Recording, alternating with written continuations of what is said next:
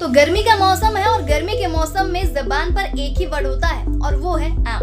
लेकिन सवाल ये उठता है कि क्या हमें आम को फ्रिज में रखना चाहिए या फिर बाहर। आइए आपके सवालों का जवाब देते हैं। दरअसल कई लोग बाजार से ढेर सारे आम खरीदकर सीधे फ्रिज में रख देते हैं। उन्हें लगता है कि इससे आम ज्यादा दिन तक ताजा रहेगा, लेकिन फूड एक्सपर्ट्स की माने तो ऐसा करना गलत हो सकता है। अब आप सोच रहे होंगे कि आखिर क्यों? दरअसल आम एक ऐसा फल है जिसे सामान्य तापमान ज्यादा पसंद होता है।